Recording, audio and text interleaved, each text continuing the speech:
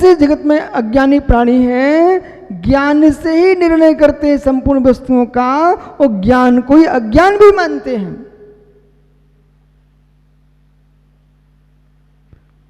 चैतन्य धर्म पुरुष का है, उस चैतन्य जो धर्म पुरुष का है उसे तो जड़ मानते हैं, और प्रकृति जो जड़ है उसे ज्ञान से मंडित मानते हैं। ऐसे भी जीव हैं जगत में। तो ऐसे भी जीव हैं जो आत्मा का गुण है ज्ञान दर्शन, उस गुण को आत्मा से भिन्न मानते हैं, अत्यंत भिन्न मानते हैं। ऐसे भी लोग हैं लोक में। और ज्ञान से भिन्न करने के लिए आत्मा को, गुड़ी को, उसके लिए मोटी मोटी पोथियां लिख के रखी उन्होंने, पूरा ज्ञान का प्रयोग कर रहे हैं उसमें। आइए मित्र, चक्रस भाई स्थिर प्रज्ञ होकर सुनना भी। हे जीव, कर्णानुयोग कह रहा है अनादि संबंधी इच्छा।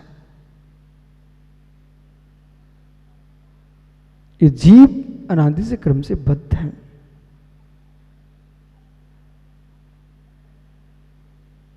बद्ध है, बद्ध स्वभाव ही नहीं है।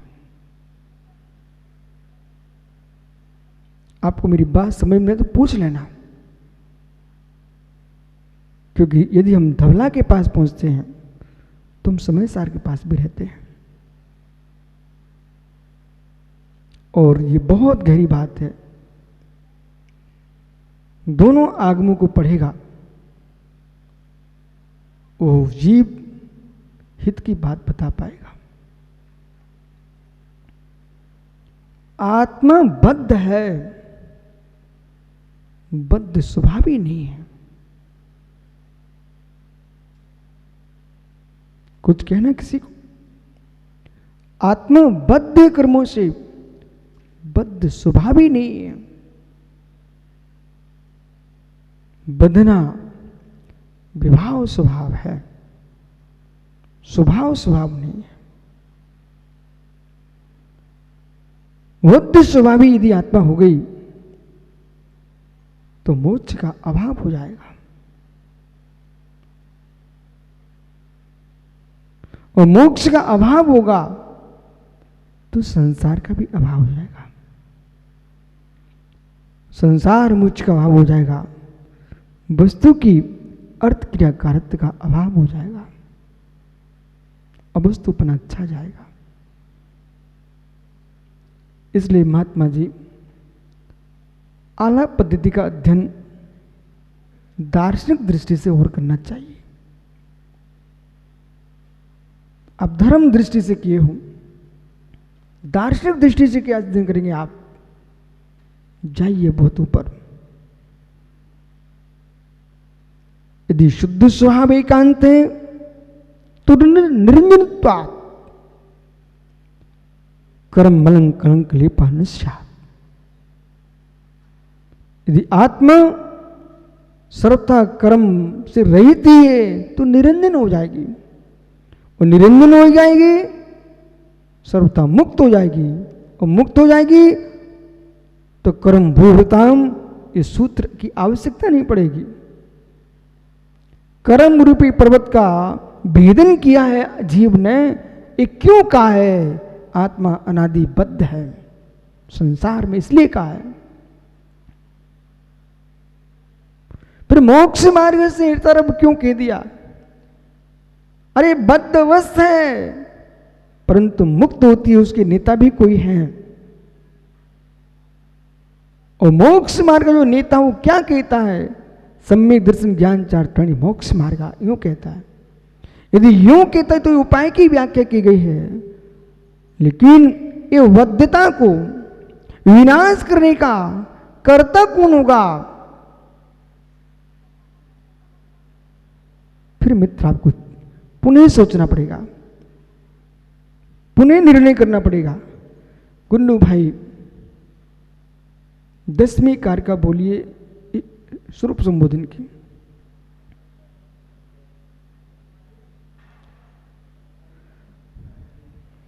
नौवीं बोलिए।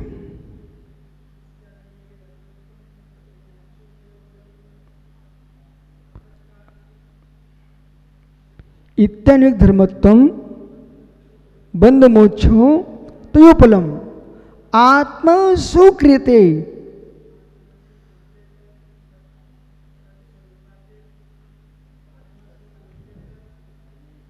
तत्कारणम समेव। तो बालक, आपको लग रहा है कि मुझे 25 श्लोक प्रमाण ग्रंथ पढ़ाया जा रहा, छोटा ग्रंथ है।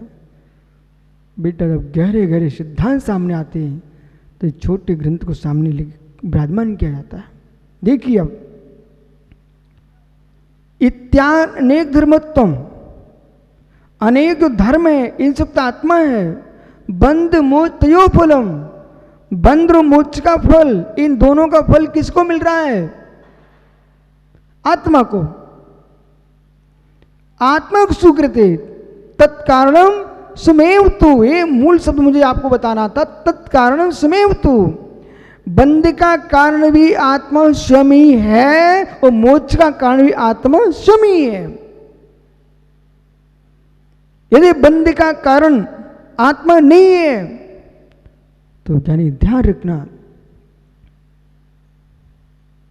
प्रकृति बंध, प्रदेश बंध, स्त्री बंध, अनुभाग बंध, बंधते तो कर्म है आत्मा में, बंधित तो कर्म ही आत्मा में है।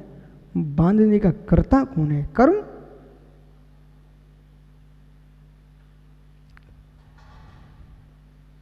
अभी भी राजवातिक में पढ़ा आपने, बंध का स्वामी जीव आत्मा, निमित्त रूप स्वामी है, लेकिन बंध का उपादान स्वामी आत्मा। उसमें तो आप भी थे दीपक भैया। अभी आपको पकड़ना है कि बंध का स्वामी कौन है? आत्मा। आत्मा बंध का स्वामी है। मित्र, मोक्ष तत्व की व्याख्या भी चल रही है, हो सकता कल ही निकले, क्योंकि निर्जा हो तत्व आप पढ़ चुके हैं। अब मोक्ष तत्व ही आ गया है। मोक्ष तत्व अभी स्वामी आत्मा। इन्होंने विशाल व्याख्या किया, आत्मा मोक्ष का स्वामी है। तो मित्र, दोनों का हेतु कौन हुआ? बंध मोक्ष तयो फलम, बंध और मोक्ष दोनों का फल किसको प्राप्त किया? आत्मा। इसलिए बंध मोक्ष का कर्ता मैं आत्मा को इसलिए पकड़ रहा हूं क्योंकि आत्मद्रव्य स्वाधीन द्रव्य है। हे मित्र, कर्म कर्म कर्म कर्म कर्म कर्म कहते कहते कर्माधीन न हो जाए आप। जिसको कुंद कुंद स्वामी की भाषा में कहें, जैन मिथ्या दृष्टि। एक शब्द नोट कर लेना, विद्वानों से पूछना, शब्द कहीं आया क्या? जैन मिथ्या दृष्टि। जैन मिथ्या दृष्टि। चक्रेश बराबर। इसलिए मैं खुश इस बात पर होता हूं, इनको जितना हमने पढ़ा उतना इन्हें पढ़ा, और जो हमने नहीं पढ़ाया उसमें बेचारा गिर गया।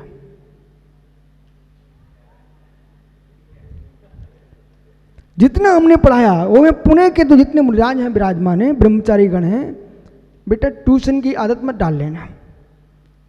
जब तुमको स्वयं प्राचार्य पढ़ाने बैठा हुआ है, आपको इधर उधर भटकने की जरूरत नहीं है। और आपको प्रमाण देखना हो तो चक्र से मिल लो।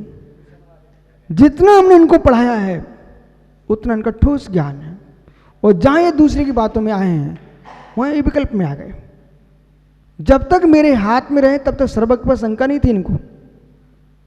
जब तक आगे पीछे के लोग भटकाने वाले मिले, स्वयं तो जी रहे हैं, बेचारे को नीचे गिरा दिया। अब आइए मित्र, ये बात सत्य नहीं की बेटा, निमित्त दृष्टि से सत्य है। देखो दीपक, योग्यता होना चाहिए वक्ता के अंदर। चक्रेश जैसे जीव को हम हाँ बुला लेते हैं।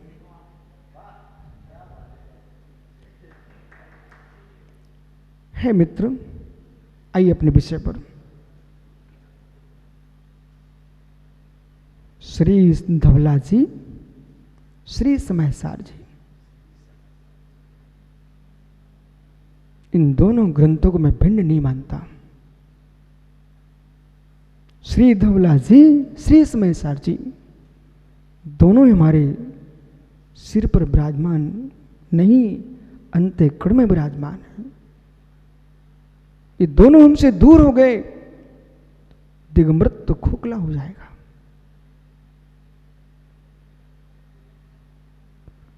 वीर सेन स्वामी ने क्या पुरुषार्थ किया है।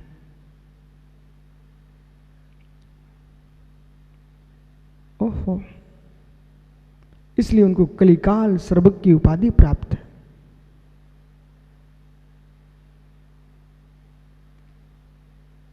वे वीर सेन स्वामी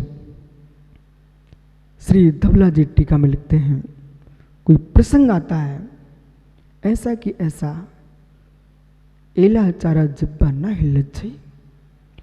मैं एलाचार अपनी जीभ नहीं हिला सकता हूं। बीतरागी आचरण जो कथन किया है वो प्रमाणित है। शिष्य ने ज्यादा प्रश्न किया। आचार्य वीर सेन स्वामी ने श्री धवला जी में शुभ लिख दिया है, गौतमो पुक्ष। ऐसा मैंने पढ़ा है आंखों से। वहां लिखा सुब्रत सागरी गौतमो पुक्ष। ज्यादा तुमको प्रश्न करना है तो गौतम स्वामी से पूछो।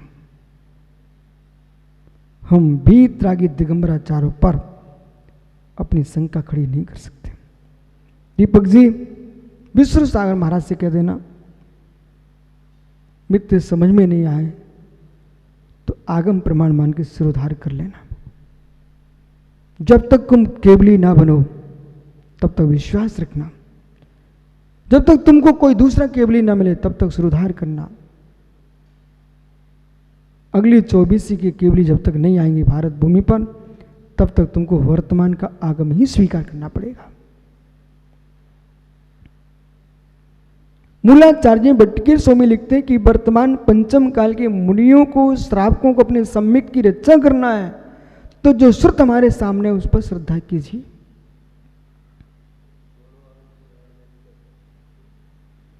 और दो प्रमाण मिलते हैं, दोनों दे रहे हैं तो आगम झूठा नहीं है। आप लोगों की सोच में विकल्प आ सकता है, उनको व्यवस्थित कीजिए।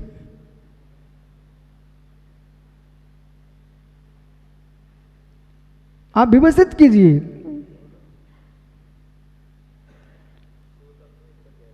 और श्रोता ज्ञानी नहीं है तो श्रोता का धर्म है कि किंचित ही विकल्प दिखाई देता तो श्रेष्ठ ज्ञानियों से मिलना चाहिए।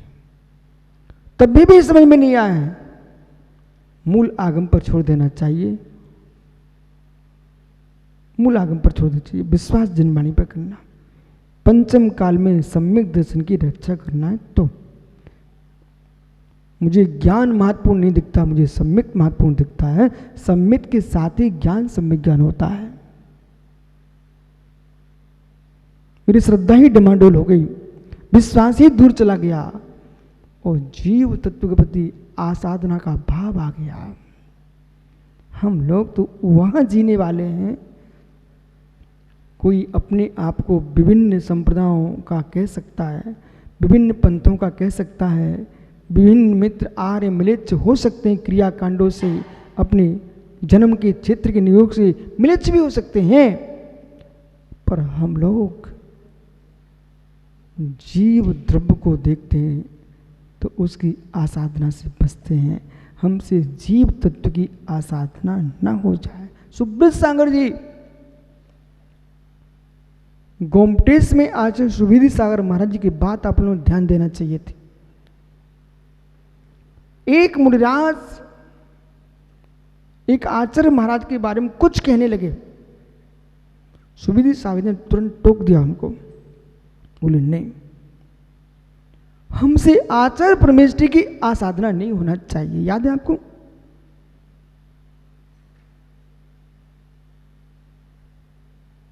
ये शब्द सुविधि सागर जी से सीखना चाहिए। एक व्यक्ति ने मोदी जी की ही पार्टी के आदमी ने कुछ कहा, उनका वरिष्ठ सदस्य कहता है शांत, वो हमारे मुख्य, हमारी पार्टी के मुखिया हैं, देश के मुखिया हैं, उनका सम्मान रखिए आप।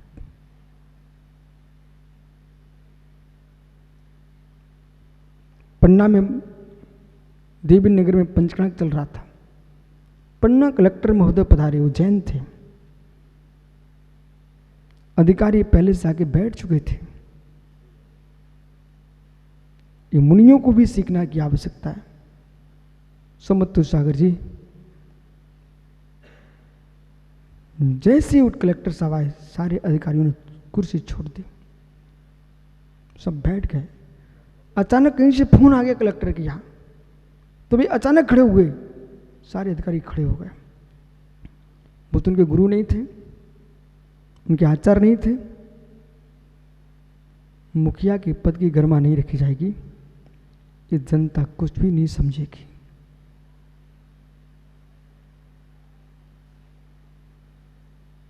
वो नहीं समझेगी तो महात्मा अधिकारियों तुम्हारी कोई कीमत नहीं बचेगी।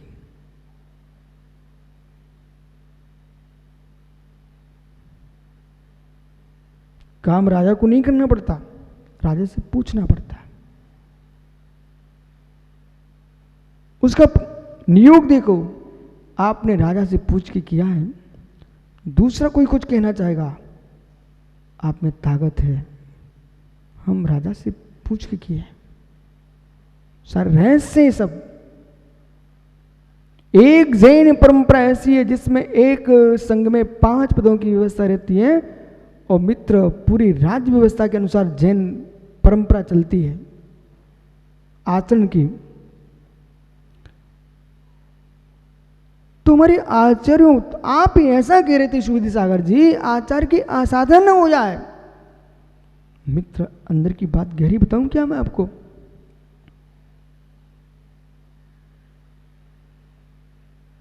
विष्णु सागर हमसे बोले 3 दिन पहले, आप बहुत डरते हो, एक गाड़ी आ रही थी, मैं दूर हो गया। हाँ आप ठीक कह रहे, बहुत डरते। सम्यक दृष्टि तो साथ वैसे रही, तो आप डरते क्यों? मित्र अनंत अनुबंधी भय से रहित होता है।